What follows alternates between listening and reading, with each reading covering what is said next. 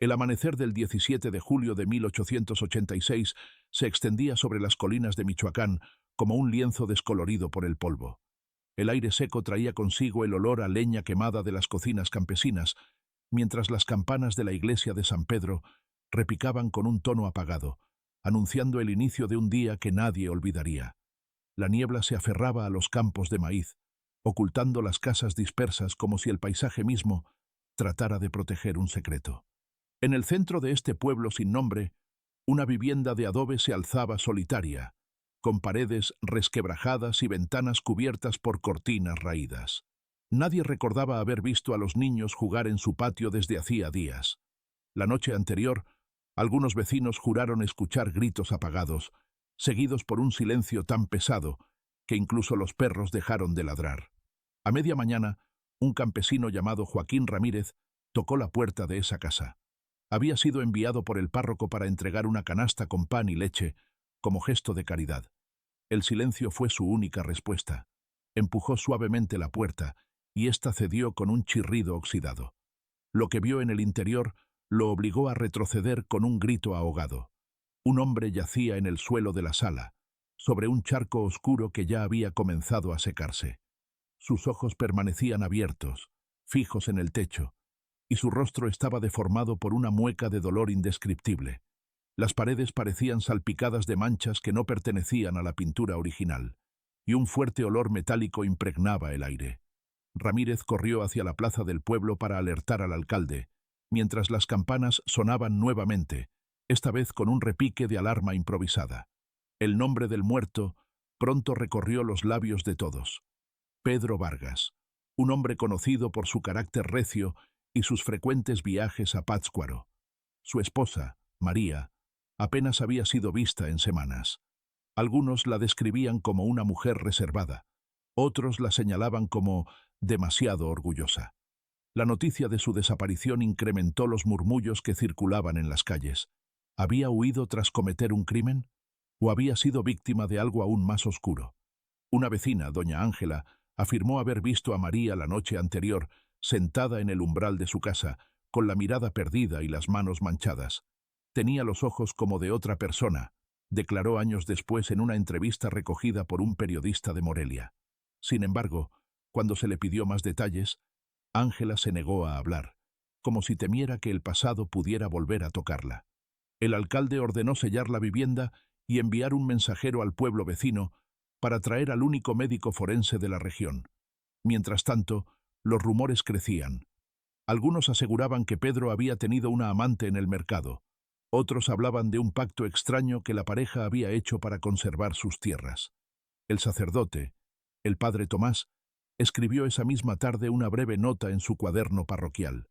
17 de julio, 1886. Hoy el pueblo se viste de luto. Hallado Pedro Vargas muerto en su casa. Señales de violencia atroz. La esposa ausente. Se oyen susurros de pecado y venganza. Esa anotación, hallada décadas después en los archivos de la iglesia, se convertiría en una de las primeras pruebas documentadas del caso. Los niños del pueblo, curiosos e insensibles al horror adulto, se acercaron al patio de la casa cerrada, intentando ver por las ventanas. Uno de ellos dijo haber notado algo extraño en el interior. Un cuenco de barro roto y un rastro de gotas que llevaba desde la sala hasta la cocina. Ese pequeño detalle, ignorado entonces, más tarde sería clave en las investigaciones. A medida que avanzaba el día, los vecinos comenzaron a notar que el aire alrededor de la casa parecía más frío que el resto del pueblo. Algunos ancianos murmuraron que era la señal de un alma que no descansa. Esa mezcla de superstición y miedo colectivo convirtió la vivienda en un lugar maldito antes incluso de que la autoridad llegara.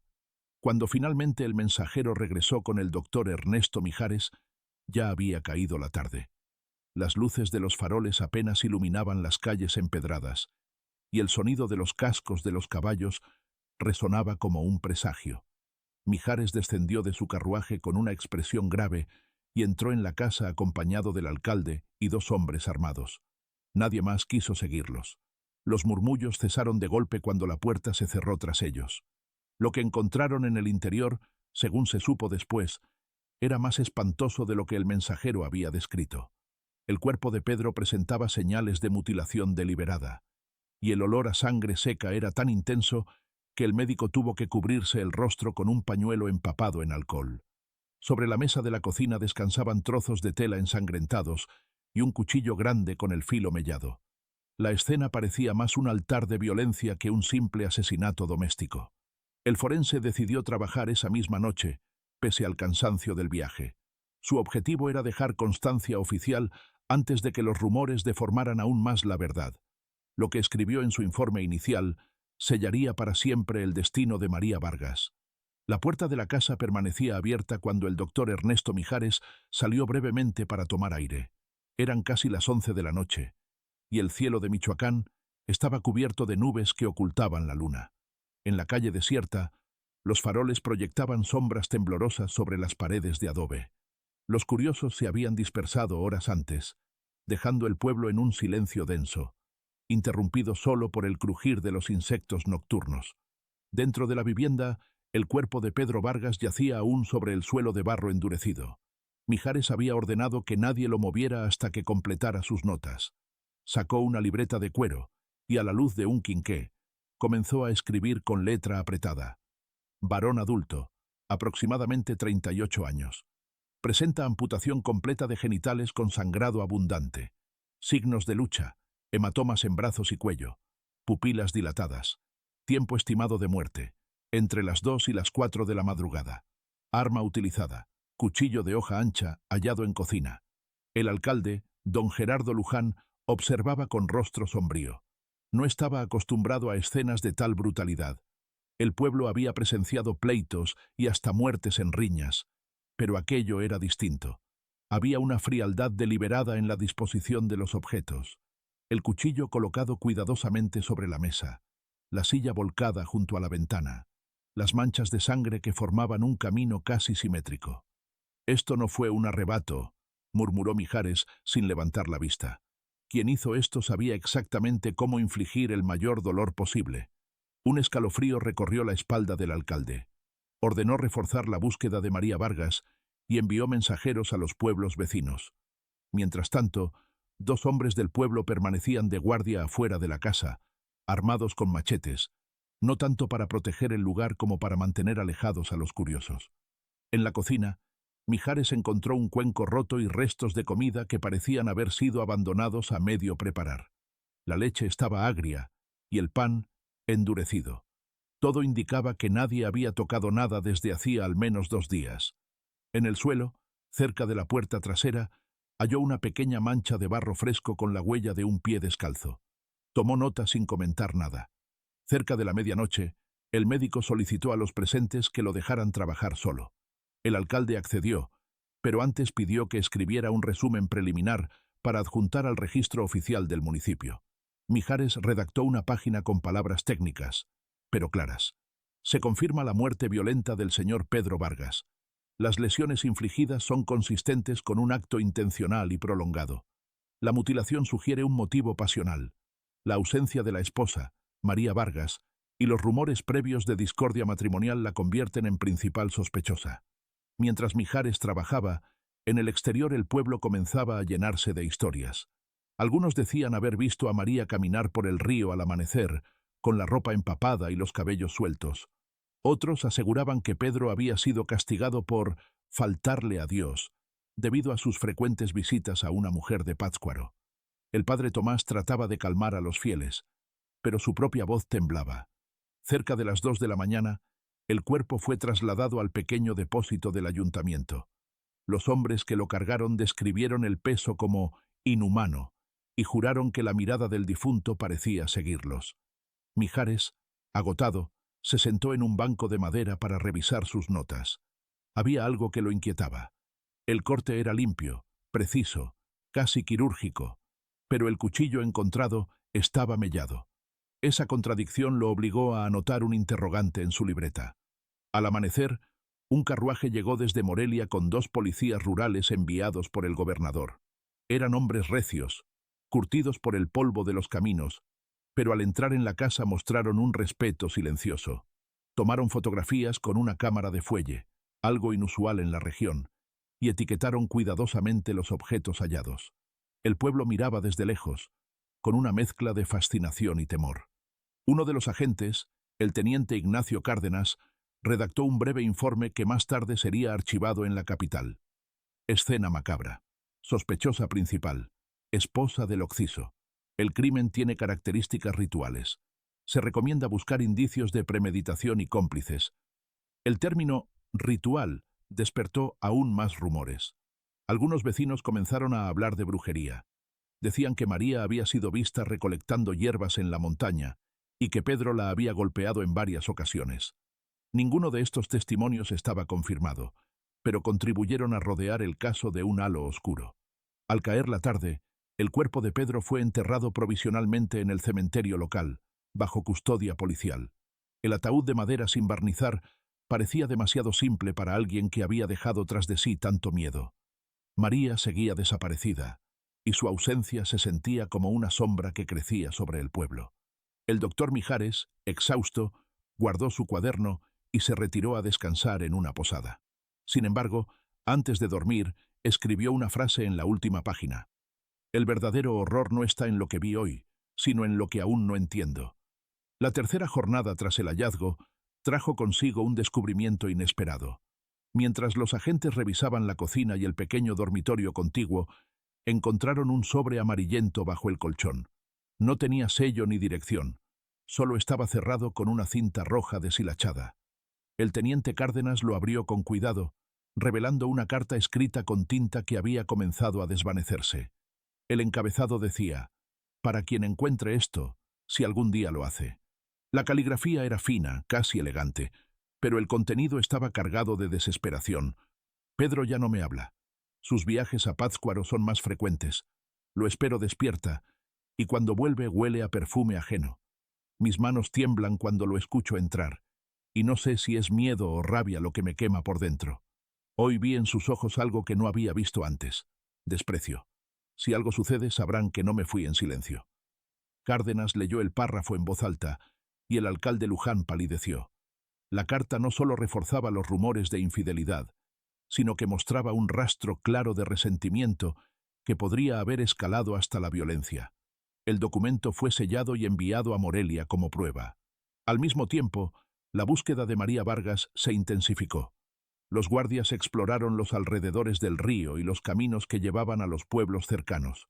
En la orilla del Lerma encontraron una tela blanca manchada, que parecía ser parte de un vestido, y huellas borrosas de pies descalzos, que desaparecían entre los matorrales.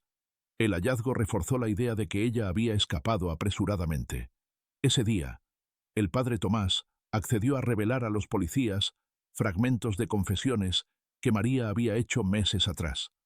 Según el sacerdote, ella hablaba a menudo de voces nocturnas y de un mal presagio que rondaba su casa. «Me pidió agua bendita», relató Tomás, «pero cuando fui a su hogar, no me dejó pasar. Dijo que las paredes escuchaban estas palabras, registradas en un acta policial. Fueron interpretadas de distintas maneras. Algunos las tomaron como prueba de un trastorno mental. Otros las consideraron una señal de que la casa estaba maldita». Mientras tanto, el doctor Mijares examinaba los objetos recogidos. Entre ellos, una cuchara de plata con iniciales grabadas, M.V., y un pequeño frasco de vidrio que contenía un líquido oscuro. Lo olió con cautela. Tenía aroma metálico y un dejo amargo. Sospechó que era algún tipo de brebaje, quizás un sedante casero. Si María lo usó, fue para controlar a Pedro antes de atacarlo. Escribió en su diario médico. Ese mismo diario, recuperado años después por historiadores, mostraba un tono cada vez más sombrío. Mijares parecía obsesionado con el caso. Sus notas dejaban entrever que no creía del todo en una explicación simple de crimen pasional. Una de sus entradas decía: «La escena no se comporta como un arrebato, es metódica. Hay símbolos en las manchas, formas repetidas. Podría ser casualidad, o no. Algo en esta casa me produce escalofríos». El pueblo comenzaba a sumirse en un ambiente de paranoia. Las mujeres se encerraban temprano, y los hombres armaban rondas nocturnas. Los niños hablaban de «la señora del río», un apodo que dieron a María, quien para ellos ya era más leyenda que persona. La carta hallada se convirtió en objeto de especulación. Un periodista de Morelia, al enterarse de la noticia, viajó al pueblo con intención de cubrir el caso. Su crónica, publicada días después en el Correo de Michoacán, incluía extractos del escrito y describía la escena del crimen como un teatro de la furia femenina. El artículo causó revuelo y atrajo más atención al pequeño poblado, que hasta entonces había permanecido al margen del bullicio del Estado. Sin embargo, no todos estaban convencidos de que María fuera la única responsable. El herrero del pueblo, don Esteban, declaró haber visto una silueta masculina merodeando la casa horas antes del asesinato. No era Pedro, estoy seguro. Era más alto y llevaba sombrero ancho, dijo. Esta declaración fue descartada por la policía debido a la falta de pruebas, pero quedó registrada en los archivos. Conforme pasaban los días, la tensión aumentaba. El cuerpo de Pedro, sepultado provisionalmente, debía ser exhumado para una autopsia más completa en Morelia. Mijares insistía en que había detalles anatómicos que no podía explicar con la luz tenue de la casa. Mientras tanto, la carta fue entregada a un calígrafo para verificar su autenticidad. El 21 de julio, 4 días después del hallazgo, un niño que jugaba cerca del río afirmó haber visto a una mujer de vestido sucio en la distancia. Corrió a contarlo, y una partida de búsqueda se organizó de inmediato. La siguieron hasta una zona boscosa, pero lo único que encontraron fue un pañuelo ensangrentado colgado de una rama. Los guardias lo interpretaron como una señal deliberada, un mensaje de que María seguía viva y observándolos. Para entonces, los rumores de brujería crecieron hasta convertirse en certeza para algunos aldeanos. Había quienes decían que la mujer había invocado espíritus para vengarse, que su desaparición no era huida sino transformación. Estas ideas comenzaron a influir incluso en los investigadores, que enfrentaban un caso cada vez más enredado, sin pistas concretas sobre el paradero de la principal sospechosa. En medio de ese ambiente enrarecido, la carta encontrada bajo el colchón no solo servía como evidencia, se había convertido en una pieza central de un rompecabezas que apenas empezaba a armarse. Los días siguientes convirtieron al pequeño pueblo en un hervidero de voces. Cada casa parecía resguardar una versión distinta de la tragedia.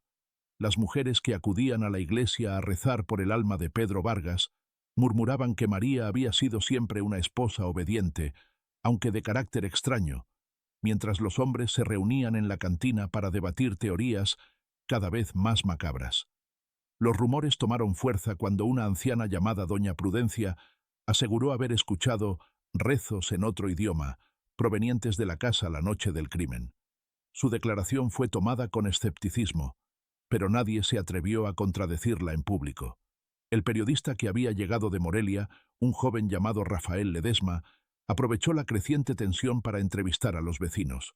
Sus notas, redactadas en un cuaderno de cuero, reflejaban tanto testimonios directos como impresiones personales. La gente aquí no teme a un asesino, temen a algo más antiguo que este crimen. Hablan de María como si fuera un espíritu que siempre los vigiló, incluso antes de casarse con Pedro. Las palabras de Ledesma revelaban una atmósfera cargada de supersticiones que dificultaba la investigación oficial.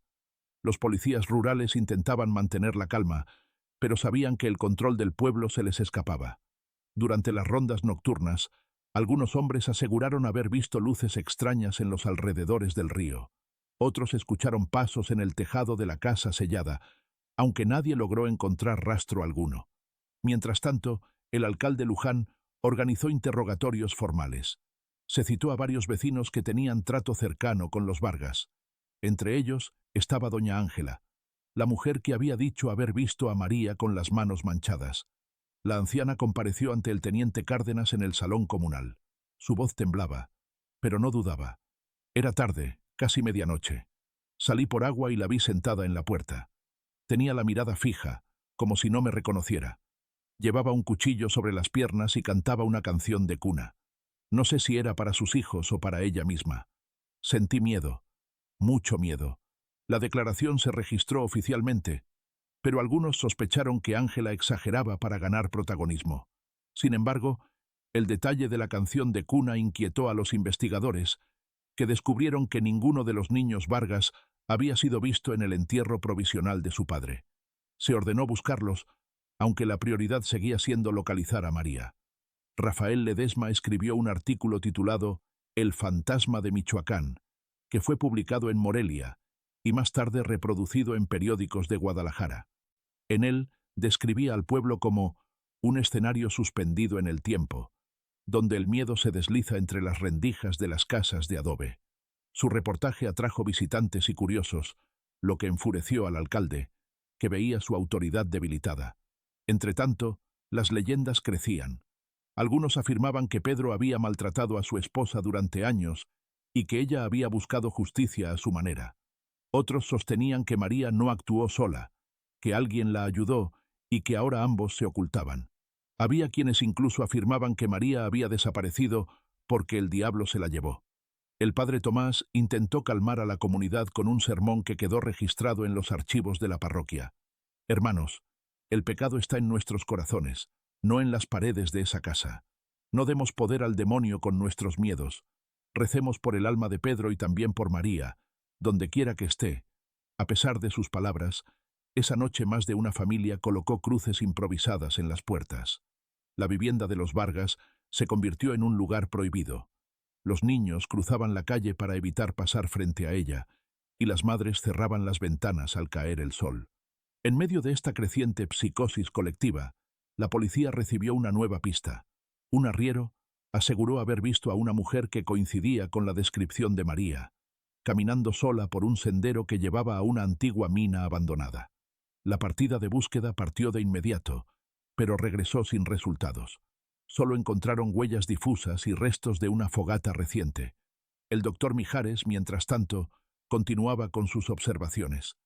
Decidió dibujar la escena del crimen, detallando cada mancha y cada objeto. Sus bocetos mostraban patrones que parecían casi geométricos, como si alguien hubiera colocado las cosas siguiendo una lógica extraña.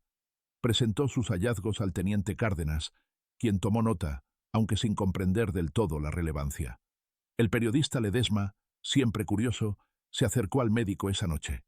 Le pidió permiso para ver los dibujos y, tras observarlos, dijo algo que quedó registrado en su diario. Parecen símbolos, doctor. No manchas de sangre, sino un lenguaje que desconocemos. Mijares guardó los papeles sin responder. Comenzaba a sentir que el caso no solo era un crimen doméstico. Había algo más, una especie de mensaje oculto que escapaba a su entendimiento. La presión sobre las autoridades aumentaba. El gobernador exigía resultados, mientras el pueblo vivía sumido en el miedo y la curiosidad morbosa. El nombre de María Vargas ya no era solo el de una mujer buscada. Se había transformado en leyenda. La gente hablaba de ella como si fuera un espectro, una sombra que recorría los caminos desiertos y vigilaba desde los cerros. Ese ambiente cargado de rumores marcó el inicio de una espiral de paranoia que convertiría al caso en uno de los más inquietantes de la región. Lo que hasta entonces había sido una tragedia familiar se transformaba lentamente en un fenómeno social que escapaba al control de la ley. El 25 de julio, apenas 8 días después del hallazgo, llegó desde Morelia un carruaje con 2 agentes adicionales y un escribano judicial. Traían consigo la orden oficial de levantar un acta completa del caso y realizar una inspección minuciosa del lugar. La vivienda de los Vargas fue reabierta bajo estricta vigilancia. A los pocos curiosos que se habían atrevido a acercarse, se les pidió que se retiraran, aunque algunos observaban escondidos tras los muros de adobe, incapaces de resistir la atracción de aquel suceso macabro. El escribano, don Aurelio Paniagua, se sentó en una mesa improvisada frente a la casa. Con pluma y tintero, redactó cada detalle que el teniente Cárdenas dictaba, desde la ubicación exacta del cuerpo, la descripción de las heridas, hasta el número de pasos que había entre la cocina y la puerta trasera. Todo debía constar por escrito.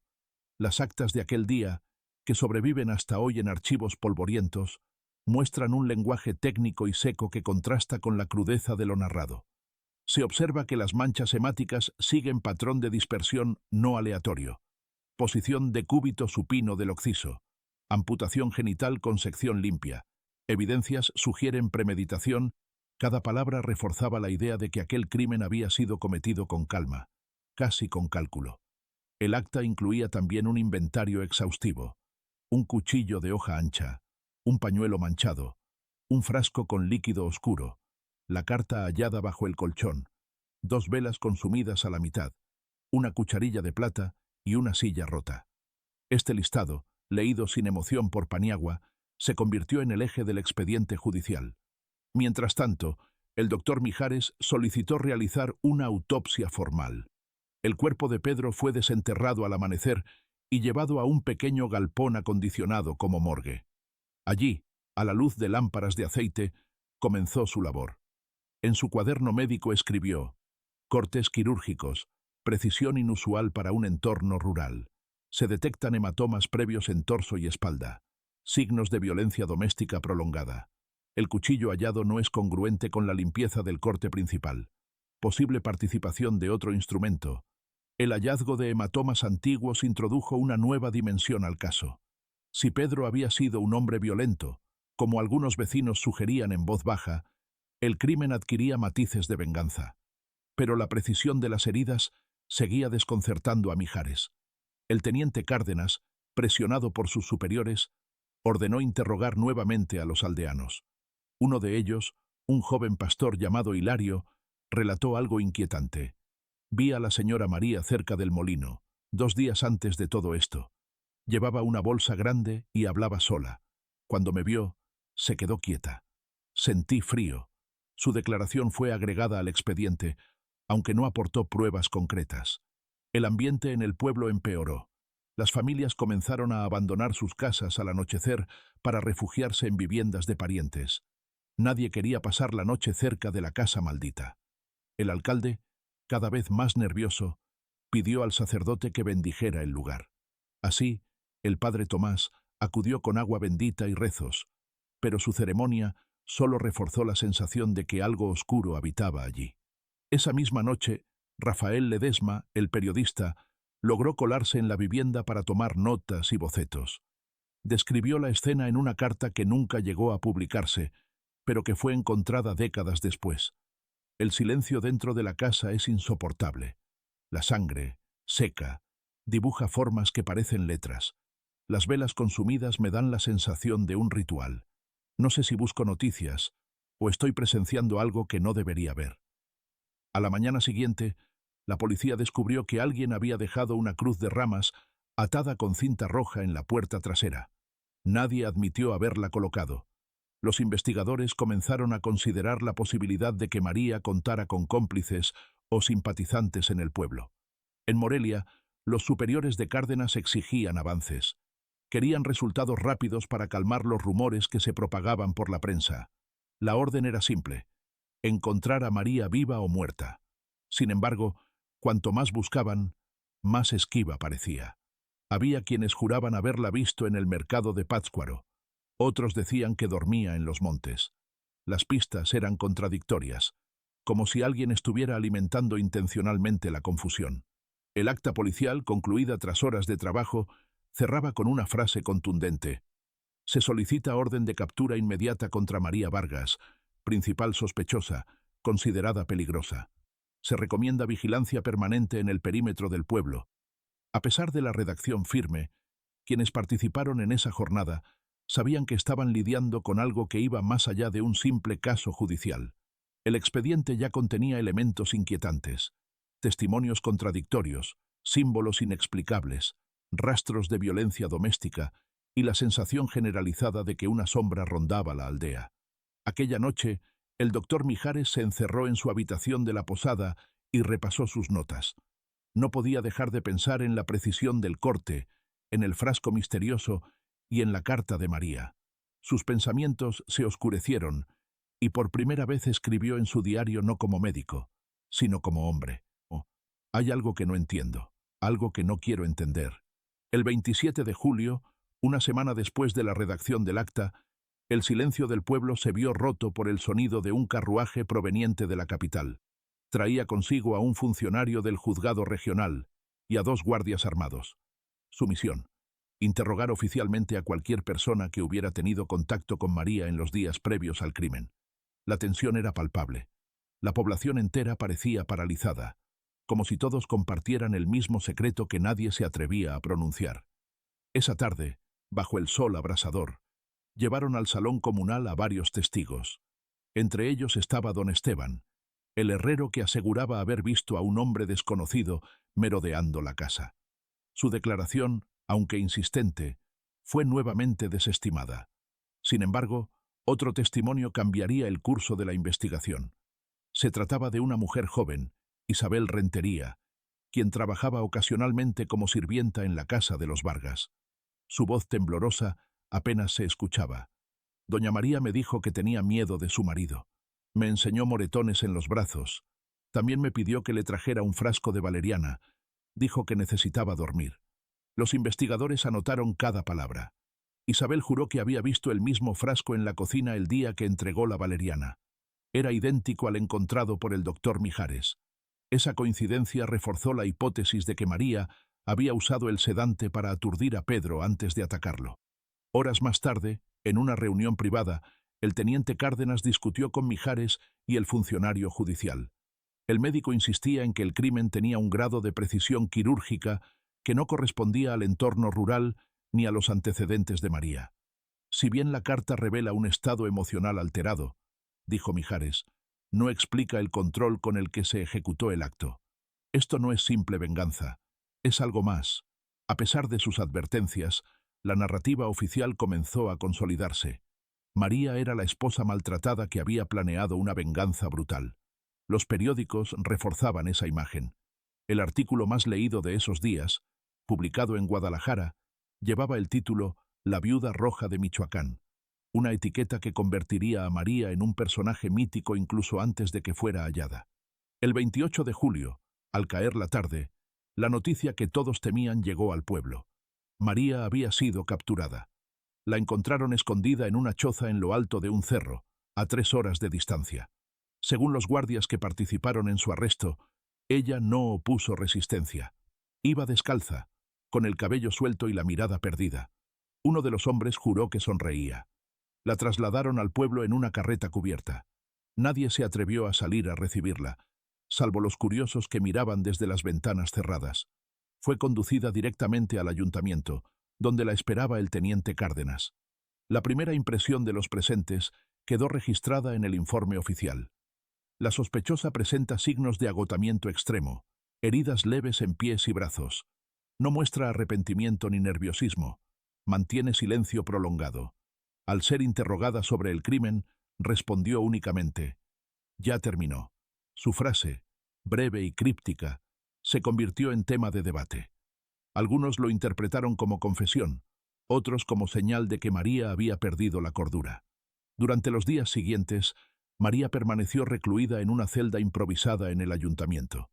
El periodista Ledesma logró hablar con ella brevemente y escribió en su cuaderno: «Tiene una calma inquietante. Sus ojos no se parecen a los de una mujer aterrorizada, sino a los de alguien que ya aceptó un destino inevitable. Cuando le pregunté por sus hijos, guardó silencio. Ese silencio pesa más que cualquier palabra. Los niños Vargas seguían desaparecidos.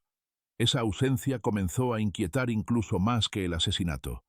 Algunos pobladores afirmaban haber visto a 2 pequeños deambular por el bosque días antes. Otros aseguraban que estaban muertos. La incertidumbre sobre su paradero aumentó el aura macabra que rodeaba el caso. La noche del 30 de julio, mientras María dormía bajo vigilancia, el padre Tomás acudió a visitarla. En sus memorias, escritas años después, relató aquella conversación. Le pregunté si deseaba confesar sus pecados. Ella sonrió levemente y dijo: «No tengo nada que confesar. Él sabía lo que hacía». Me estremecí. Su voz era suave, como si hablara de un asunto trivial. El testimonio del sacerdote solo alimentó la percepción de que María no buscaba justificar sus actos. Su serenidad contrastaba con el horror del crimen, y eso resultaba perturbador incluso para los más escépticos. El expediente continuaba creciendo. Había pruebas materiales, una carta comprometedora, testimonios que hablaban de maltrato, y ahora una confesión velada. Sin embargo, Mijares seguía convencido de que había más de lo que las evidencias mostraban. «Hay algo oculto en este caso», escribió en su diario. «No sé si es humano o no, pero está ahí, entre las líneas de cada declaración». El 1 de agosto, María fue trasladada a la cárcel de Morelia, escoltada por guardias armados. La imagen de la carreta alejándose por el camino polvoriento quedó grabada en la memoria de los vecinos. Algunos sintieron alivio, otros miedo. Había quienes creían que llevársela no haría más que enfurecer a las fuerzas oscuras que supuestamente rondaban su casa. Con su partida, el pueblo quedó envuelto en un silencio aún más denso. La casa de los Vargas permanecía cerrada, vigilada, pero nadie se atrevía a cruzar su umbral. El crimen había sido resuelto, al menos en apariencia, pero una sensación de vacío y peligro seguía flotando en el aire. Décadas después, cuando el pueblo había cambiado de nombre y las calles empedradas habían sido reemplazadas por asfalto, el caso de María Vargas seguía siendo un fantasma persistente. Las nuevas generaciones crecieron escuchando versiones contradictorias. Algunos decían que fue una asesina despiadada, otros que fue una mujer que defendió su vida. La casa donde ocurrieron los hechos quedó en ruinas, cubierta por maleza, y los vecinos evitaban pasar cerca incluso a plena luz del día. En 1932, un historiador aficionado llamado Tomás Aguilar, originario de Morelia, decidió investigar el caso. Su interés surgió al encontrar en un archivo parroquial una copia de la carta de María, aquella que había sido guardada como prueba décadas antes. Intrigado por su tono melancólico y por las inconsistencias en los informes policiales, Aguilar viajó al pueblo, entrevistó a los ancianos y recopiló documentos que nadie había revisado en años. Entre los testimonios más reveladores estaba el de Isabel Rentería, ya anciana y casi ciega, quien había sido sirvienta de los Vargas. Su voz débil quedó registrada en una grabadora rudimentaria. Nadie nos preguntó por los niños. Esa fue la mayor injusticia. Nadie los buscó de verdad. Yo vi a la señora María abrazarlos la última vez. Lloraban todos. Pedro había vuelto borracho. Esa noche yo escuché golpes y gritos, pero también una calma rara, como si alguien rezara. El testimonio de Isabel revelaba que, más allá de la tragedia, había un elemento olvidado. Los hijos de la pareja nunca fueron hallados ni vivos ni muertos. En los archivos judiciales no existía ninguna orden formal de búsqueda. Era como si hubieran sido borrados de la historia. Aguilar encontró también una serie de cartas intercambiadas entre el doctor Mijares y el periodista Rafael Ledesma. En ellas, ambos hombres expresaban su frustración por el rumbo que tomó el caso. Una de las misivas, fechada en septiembre de 1886, decía: «Rafael, la versión oficial es una farsa. Las marcas en el cuerpo de Pedro no fueron hechas con un cuchillo de cocina, sino con algo más fino, más preciso. Hay símbolos en la escena que no se mencionan en los informes. Temen que este asunto manche la reputación del gobernador». Ese párrafo encendió el interés del historiador, que comenzó a recopilar cualquier rastro de los supuestos símbolos. Viajó a Pátzcuaro, Morelia y otros pueblos cercanos para entrevistar a descendientes de quienes participaron en la investigación. Algunos hablaron de marcas en espiral en las paredes de la casa, dibujadas con sangre, aunque esas declaraciones nunca fueron corroboradas.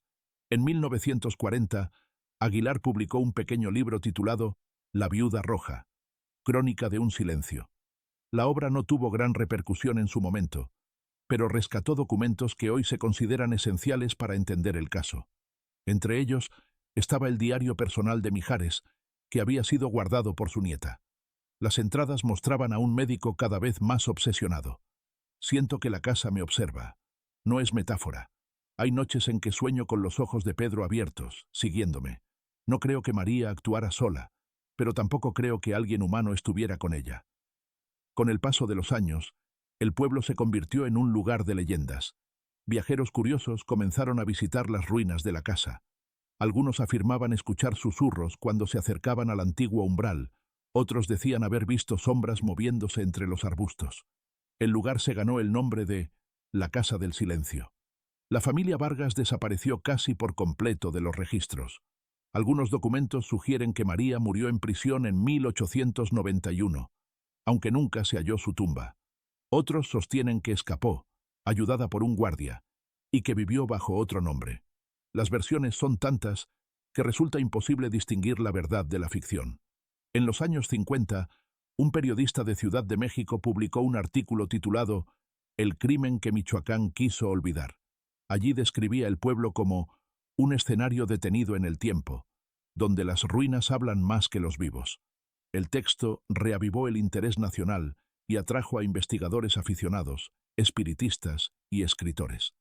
Para los ancianos del pueblo, aquella atención foránea fue una maldición. Decían que remover el pasado traería desgracias. En varias ocasiones, grupos de jóvenes que visitaron la casa regresaron asegurando haber sentido manos invisibles empujarlos o escuchado risas infantiles. Nada pudo probarse, pero los rumores bastaron para reforzar la leyenda. El historiador Aguilar murió en 1958 sin haber resuelto el misterio. Sus notas quedaron guardadas en cajas, algunas manchadas de humedad, otras con dibujos de los símbolos que supuestamente adornaban la escena del crimen. En una de sus últimas entradas escribió: «He pasado años investigando a María Vargas, pero cuanto más descubro, más preguntas surgen. No sé si ella fue verdugo o víctima. Lo único cierto es que en esa casa ocurrió algo que trasciende la razón humana». Con el tiempo, los descendientes del pueblo intentaron reconstruir su historia, pero el estigma persistió. Las familias evitaban hablar del caso y muchas cambiaron de apellido para desligarse de cualquier relación con los Vargas. Lo que comenzó como un crimen pasional se transformó en una sombra que acompañó a varias generaciones. Hoy, los archivos históricos conservan más de 200 documentos relacionados con el caso. Informes policiales, notas periodísticas, cartas, diarios y testimonios grabados. Ninguno ofrece una respuesta definitiva. Al contrario, cada nuevo hallazgo parece añadir capas de misterio a una historia que, más de 70 años después, seguía proyectando su eco oscuro sobre Michoacán. En 1974, casi un siglo después del asesinato de Pedro Vargas, el caso volvió a captar la atención pública cuando un grupo de investigadores universitarios de Morelia recibió autorización para revisar archivos judiciales antiguos. Entre los documentos, encontraron una serie de papeles clasificados con el sello del gobierno estatal. Estos incluían informes médicos inéditos y cartas internas entre autoridades que durante años habían permanecido ocultas al público. Lo que descubrieron arrojó nueva luz sobre los hechos, pero también generó más dudas. Uno de los documentos más reveladores era una carta enviada por el teniente Ignacio Cárdenas al gobernador en 1886.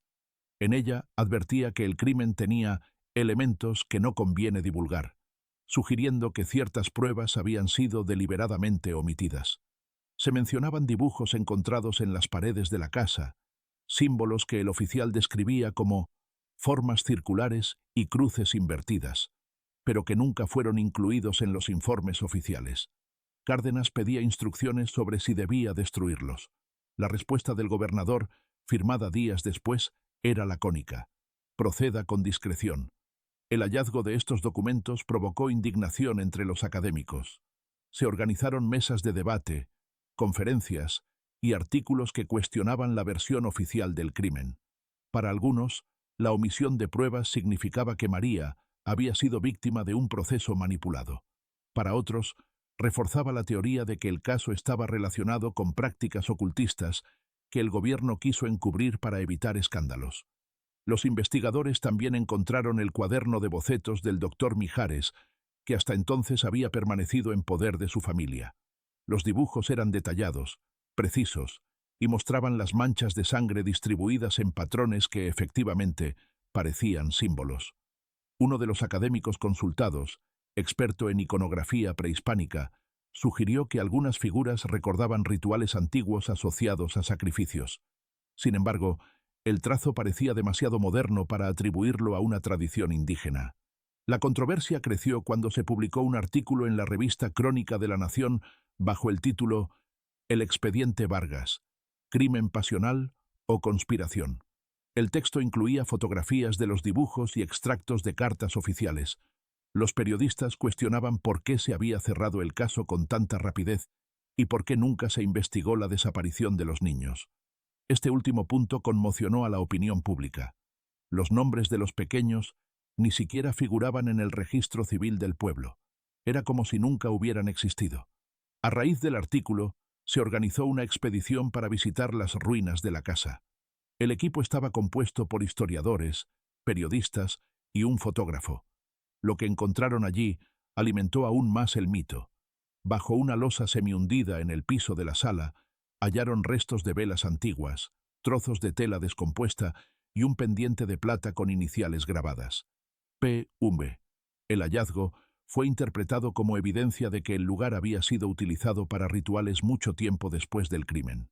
El fotógrafo, en una entrevista posterior, describió una sensación extraña al trabajar en la casa. El aire era más frío que en el exterior. Cuando revisé las imágenes, algunas mostraban manchas borrosas como siluetas. Pensé que era un error del equipo, pero el negativo estaba limpio. Los reportajes que siguieron a esta expedición convirtieron el caso Vargas en una leyenda nacional. Programas de radio y televisión discutían teorías que iban desde un simple crimen pasional hasta conspiraciones religiosas o prácticas satánicas. Se habló incluso de sectas secretas en Michoacán a finales del siglo XIX. Entre los documentos desclasificados había también una carta escrita por el periodista Rafael Ledesma, poco antes de desaparecer misteriosamente en 1887. En ella, dirigida a su editor, decía: «He descubierto algo que cambiará todo lo que creemos sobre María Vargas. No sé si podré regresar para contarlo. Si esta carta llega a ti, sabrás que lo que hay detrás de este caso no es humano». La carta nunca fue enviada. Fue hallada en los archivos junto con su libreta de notas. Nadie supo explicar qué ocurrió con Ledesma. Para los habitantes del pueblo, ya acostumbrados a vivir bajo el estigma de la historia, el renovado interés fue una maldición. Las ruinas de la casa atrajeron turistas, espiritistas y curiosos que realizaban rituales nocturnos en el lugar. La policía local intentó desalentar estas visitas, pero no tuvo éxito. Se decía que quienes pasaban la noche allí sufrían pesadillas intensas, escuchaban risas infantiles y sentían manos frías rozándolos. El caso se convirtió en tema de tesis universitarias y documentales. Sin embargo, cada investigación añadía más capas de misterio.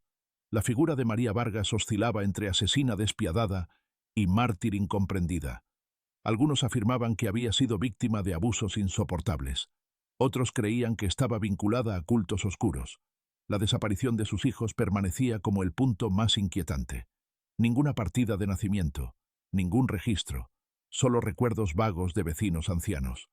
En 1976, un comité histórico del Estado concluyó su informe final con una frase que no aportaba certezas, pero resumía el espíritu del caso. El crimen de 1886 no puede ser explicado únicamente como un hecho aislado. Lo que ocurrió en esa casa trasciende las capacidades de nuestro archivo. Lo que queda es una historia de miedo, silencio y símbolos que nadie ha podido descifrar. Lejos de cerrar el misterio, aquel informe oficial lo consolidó. El expediente Vargas dejó de ser solo una tragedia familiar para convertirse en una leyenda oscura que seguía creciendo con el tiempo, alimentada por rumores, pruebas inconclusas y la sensación persistente de que algo había sido cuidadosamente ocultado desde el principio. En 1992, un equipo de arqueólogos locales decidió excavar formalmente las ruinas de la casa de los Vargas, motivados por los hallazgos anteriores y el creciente interés en convertir el lugar en patrimonio histórico. La maleza había cubierto casi por completo las paredes, y el techo se había desplomado hacía décadas. Con ayuda de voluntarios del pueblo, los arqueólogos retiraron escombros y abrieron zanjas en el suelo, con la esperanza de encontrar evidencia tangible que confirmara las leyendas. Lo que hallaron superó sus expectativas. Bajo el piso de la sala principal apareció una cámara subterránea improvisada, apenas un hueco reforzado con piedras. Dentro había restos carbonizados de velas, fragmentos de huesos animales y 3 objetos que llamaron la atención: un crucifijo de hierro doblado, un pequeño espejo roto y un cuaderno casi deshecho por la humedad. Este último contenía trazos ilegibles, pero algunas páginas dejaban ver dibujos similares a los bocetos de sangre que el doctor Mijares había registrado en 1886. La coincidencia resultaba perturbadora. El hallazgo fue documentado por un fotógrafo que acompañaba al equipo. Sus imágenes, publicadas en la prensa local, mostraban la cámara subterránea como un espacio claustrofóbico, cubierto de marcas en las paredes. Un arqueólogo describió en su informe preliminar: los símbolos no son indígenas ni coloniales, parecen modernos, pero con trazos repetitivos que sugieren un patrón ritual. Hay signos de que este espacio fue utilizado varias veces, no solo en 1886. La noticia atrajo a investigadores de todo el país. Pronto, antropólogos y criminólogos comenzaron a analizar los restos. Aunque los huesos eran en su mayoría de animales, algunos fragmentos pequeños no pudieron ser identificados de inmediato. El rumor de que podrían pertenecer a los hijos de María y Pedro se propagó rápidamente, aunque las pruebas científicas eran escasas. El interés mediático se disparó. Programas de televisión dedicaron episodios enteros al crimen de la Casa del Silencio, y periodistas recorrieron el pueblo entrevistando a los ancianos que aún recordaban las historias transmitidas por sus padres y abuelos. Uno de ellos, don Hilario, el pastor que de niño había declarado haber visto a María antes del asesinato, concedió su última entrevista. La recuerdo con claridad, aunque han pasado más de 100 años. Estaba sola, pero no parecía asustada. Caminaba como si supiera a dónde iba. Cuando me miró, sentí que no estaba viendo a una mujer, sino a alguien distinto. Sus palabras, grabadas poco antes de su muerte, añadieron una dimensión inquietante al relato, reforzando la idea de que María había sido más que una víctima o una asesina. Mientras tanto, expertos en criminalística revisaron los documentos históricos y encontraron inconsistencias graves, fechas que no coincidían, testimonios contradictorios y evidencia que desapareció misteriosamente de los archivos estatales. Entre los objetos extraviados estaba el frasco hallado en la escena del crimen, cuya composición química nunca se llegó a analizar. Esto alimentó teorías de encubrimiento que involucraban a autoridades locales y personajes influyentes de la época. El interés internacional no tardó en llegar.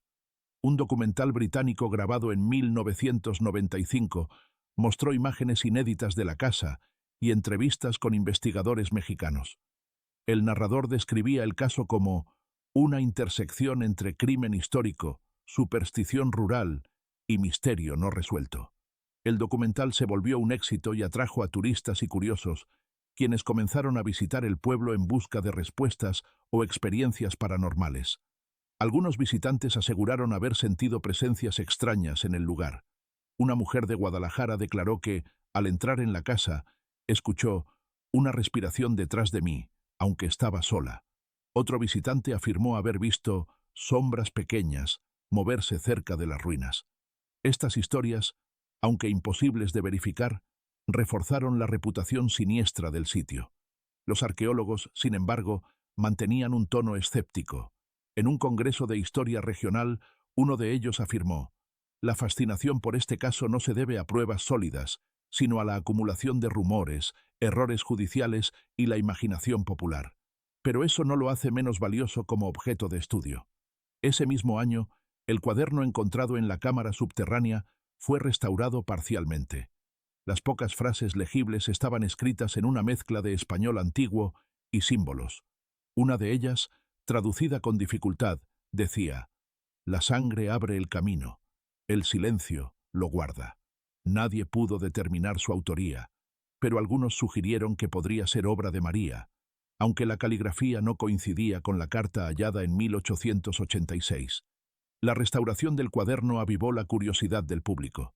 Editoriales comenzaron a reeditar el libro de Tomás Aguilar, y universidades propusieron nuevos estudios sobre el caso. Sin embargo, cada nueva investigación parecía profundizar el misterio. La línea entre verdad y mito se desdibujaba más con cada hallazgo. En 1998, el gobierno estatal declaró el sitio como zona de resguardo histórico, lo que prohibió excavaciones no autorizadas. Pese a ello, grupos de curiosos seguían visitando el lugar en secreto, y algunos se llevaban fragmentos de ladrillo o tierra como recuerdos. Los habitantes del pueblo, cansados de las visitas constantes, comenzaron a considerar la historia de María como una carga que jamás podrían dejar atrás. A finales de esa década, las ruinas ya no eran solo escenario de un crimen antiguo, se habían convertido en un símbolo. Para los investigadores, representaban el misterio irresuelto más famoso de Michoacán. Para los lugareños, eran una herida abierta que ni el tiempo ni las leyes podían cerrar. En la actualidad, más de 130 años después del crimen, la historia de María Vargas sigue viva, alimentada por los ecos de cada testimonio y cada documento hallado. El pueblo, ahora con nombre distinto y calles asfaltadas, ha intentado olvidar el pasado, pero las ruinas de la llamada Casa del Silencio permanecen en pie, custodiadas por una cerca oxidada y señales oficiales que advierten sobre el acceso restringido. A pesar de ello, visitantes de todo el país llegan para ver de cerca el escenario del misterio. En 2019, un equipo de documentalistas europeos obtuvo permiso especial para grabar en el interior. Acompañados de historiadores locales, recorrieron la vivienda con cámaras de última generación, registrando cada rincón. Durante la filmación, captaron sonidos inexplicables, golpes secos, susurros y un leve llanto infantil. Los técnicos de sonido, al revisar el material, no lograron encontrar explicación técnica. El documental, estrenado en 2020 bajo el título La Viuda Roja, Ecos del Silencio, se volvió viral, atrayendo aún más atención internacional al caso. Ese mismo año, un archivo digitalizado del gobierno estatal reveló un conjunto de cartas inéditas. Entre ellas, había un intercambio entre el doctor Mijares y un juez de Morelia. En una de las misivas, fechada en 1887, Mijares expresaba su desesperación. «No puedo callar más. Hay pruebas que me obligaron a destruir. El caso Vargas no es lo que parece. No temo a la justicia, temo a lo que vi en esa casa. La sangre no mentía. Los símbolos no eran obra humana». El juez nunca respondió a esa carta, y Mijares murió meses después en circunstancias poco claras. Oficialmente, su fallecimiento se atribuyó a fiebre tifoidea, pero su diario mostraba que había vivido los últimos meses obsesionado con el crimen, convencido de que algo no humano había participado. Los archivos también contenían documentos relacionados con Rafael Ledesma, el periodista que desapareció.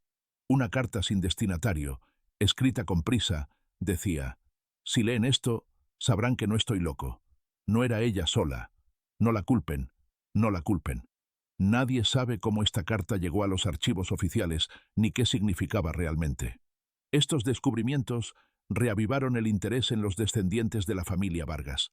Sin embargo, las genealogías oficiales son un laberinto de nombres cambiados y registros incompletos. Algunos investigadores creen que los hijos sobrevivieron y emigraron, mientras otros sostienen que nunca salieron vivos de la casa.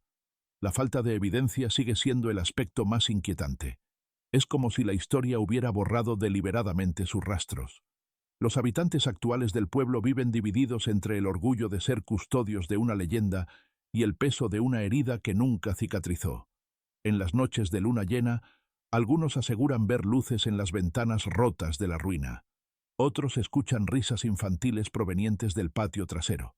La policía local evita intervenir, alegando que son ilusiones colectivas, pero no faltan quienes dejan ofrendas en la cerca: velas, flores, muñecos de trapo. En 2022, un investigador independiente realizó una última expedición nocturna al lugar. Equipado con grabadoras y cámaras térmicas, pasó 3 días dentro de la ruina. Sus conclusiones fueron publicadas en un foro especializado. No encontré evidencia paranormal, pero el silencio del lugar es distinto al de cualquier otro sitio. Es un silencio que pesa, que duele. Hay una sensación de que alguien te observa, incluso cuando sabes que estás solo. El frío no es natural. Este testimonio, aunque escéptico, reforzó la atmósfera de misterio que rodea el caso. A día de hoy, investigadores de criminología, antropología y parapsicología estudian el expediente Vargas como un ejemplo único de cómo la historia y el mito pueden entrelazarse hasta volverse inseparables. Sin embargo, ninguna investigación ha logrado responder preguntas esenciales. ¿Qué ocurrió realmente la noche del 17 de julio de 1886? ¿Qué motivó a María, si es que fue ella? ¿Dónde están los restos de los niños? ¿Por qué se ocultaron pruebas clave? Algunos académicos sostienen que nunca habrá respuestas definitivas. Para ellos, el caso es un espejo del miedo humano. Miedo a lo desconocido, a la violencia doméstica silenciada, a los secretos familiares que las autoridades prefirieron enterrar. Para otros, es una advertencia de que ciertas historias no deben tocarse demasiado, porque despiertan fuerzas que no comprendemos. Cada año, el aniversario del crimen atrae a curiosos que dejan velas encendidas frente a la ruina. Muchos dicen sentir que el aire se enfría repentinamente, que el tiempo se detiene. Nadie permanece allí demasiado tiempo. La mayoría se marcha en silencio, como si temiera ser escuchada. El misterio de María Vargas, lejos de desvanecerse, se ha convertido en un eco interminable. Su nombre resuena en libros, documentales y conversaciones susurradas. Algunos creen que su espíritu sigue vagando. Otros piensan que la verdadera maldición es el silencio que rodea su historia. Lo único seguro es que el horror que comenzó aquella madrugada de 1886 sigue proyectando su sombra hasta hoy. Y quizás, mientras alguien lee estas líneas, en algún rincón del viejo Michoacán, los ojos de la viuda roja todavía observan, esperando que alguien descubra toda la verdad que nadie se atrevió a contar.